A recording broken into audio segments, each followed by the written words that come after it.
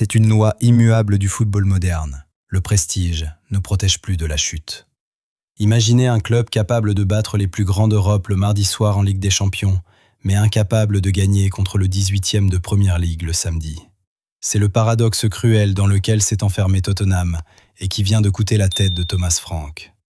Mais derrière ce licenciement, c'est tout un écosystème qui s'effondre.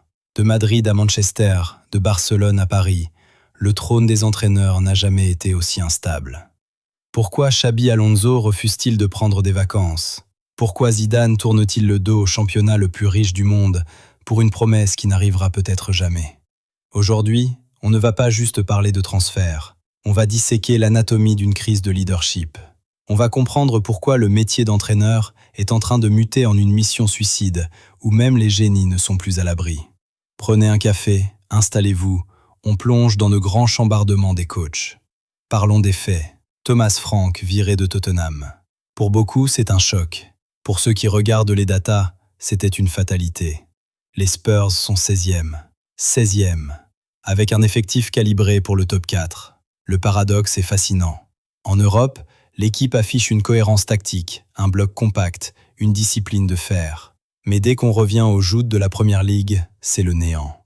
Pourquoi ? Parce que le Frank Ball, basé sur une gestion millimétrée des phases de transition et une surutilisation des coups de pied arrêtés, s'est heurté au plafond de verre de l'exigence émotionnelle d'un grand club. À Brentford, Frank était un alchimiste. À Tottenham, il est devenu un gestionnaire de crise permanent. La défense est friable, le milieu manque de créativité pure, et surtout, l'irrégularité est devenue la norme. En 26 journées, seulement 7 victoires. C'est un bilan de relégable pour un club qui possède l'un des stades les plus modernes au monde.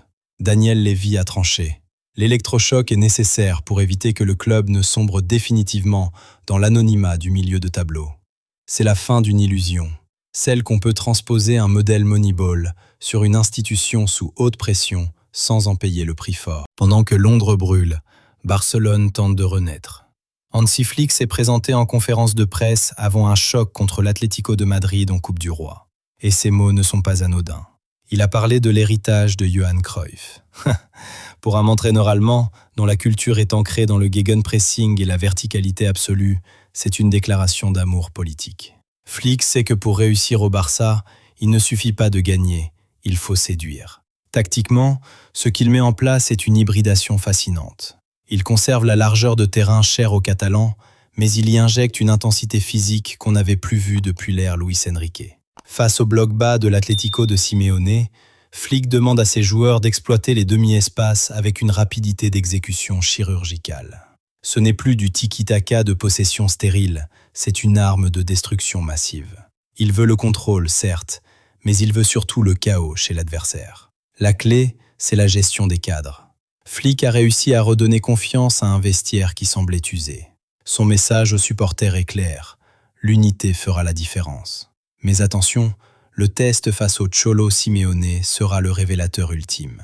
Le Barça est-il de retour au sommet ou est-ce une simple lune de miel? Et puis, il y a le cas qui rend fou tous les directeurs sportifs de la planète, Zinedine Zidane. Le Real Madrid, le PSG, Manchester United, tous ont essayé. Et la réponse est toujours la même, non. Le refus de Zidane pour la Première Ligue n'est pas une question d'argent, ni même de langue, c'est une question de destin. Zidane joue la montre. Son objectif est unique, presque mystique. Le banc de l'équipe de France après la Coupe du Monde 2026. Il est prêt à rester dans l'ombre pendant des années pour succéder à Didier Deschamps. C'est un pari risqué, le football va vite. En attendant, d'autres profils émergent. Regardez Enzo Maresca. L'ancien adjoint de Guardiola est aujourd'hui le favori pour succéder à Pep à Manchester City. Pourquoi ? Parce qu'il parle le même langage. Le football de possession structurée, la capacité à transformer des latéraux en milieu de terrain, cette obsession du détail. Si Guardiola part, City ne veut pas d'un changement de philosophie, ils veulent une continuité. Maresca est le clone tactique parfait. Pendant ce temps, Xavi, lui aussi, regarde vers l'Angleterre. Après l'enfer barcelonais, il veut la reconnaissance mondiale de la Première Ligue. On assiste à une scission. D'un côté, les puristes comme Zidane qui attendent le projet de cœur, de l'autre, les boulimiques comme Xabi Alonso qui veulent enchaîner les bancs pour marquer l'histoire. Ce chambardement des coachs a des conséquences directes sur les joueurs. Prenons Christian Romero. Le capitaine de Tottenham est au centre d'une bataille royale entre le Real Madrid, le Barça et l'Atlético. Pourquoi? Parce que le Real cherche un patron, un défenseur capable d'agresser le porteur tout en relançant proprement. Romero est l'archétype du défenseur moderne. Son départ de Tottenham semble inévitable si le club ne retrouve pas l'Europe. Et que dire de Sandro Tonali? Newcastle ne veut pas le lâcher, mais la Serie A pousse. La Juventus rêve d'en faire son nouveau Pirlo, mais les finances italiennes sont dans le rouge. Tonali est devenu un luxe que seule l'Angleterre peut s'offrir, créant un déséquilibre flagrant.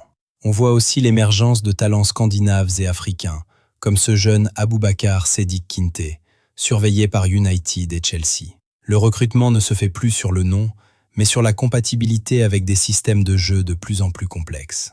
Le mercato n'est plus une foire au nom, c'est une partie d'échecs géante où chaque pièce est choisie pour remplir une fonction précise dans le schéma du futur entraîneur. Alors, que retenir de ce séisme? Nous sommes à la fin d'un cycle.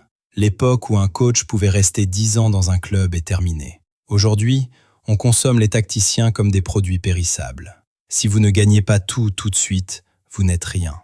Le licenciement de Thomas Frank est un avertissement pour tous. Même le génie tactique ne suffit plus sans résultat immédiat en championnat. Zidane, en attendant 2026, fait preuve d'une sagesse ancienne, mais s'expose à l'oubli. Xabi Alonso, lui, représente la modernité. L'ambition s'impose. La question n'est plus de savoir qui est le meilleur entraîneur, mais qui saura survivre à la machine à broyer du football moderne. Le mercato des bancs va être plus passionnant que celui des joueurs. Dites-moi en commentaire, qui selon vous est l'entraîneur le plus sous-estimé d'Europe actuellement? Et est-ce que les Spurs ont fait une erreur historique en virant Franck? On se retrouve très vite pour une nouvelle analyse. N'oubliez pas l'abonnement pour ne rien rater de la suite du grand chambardement. C'était votre dose de foot. À bientôt.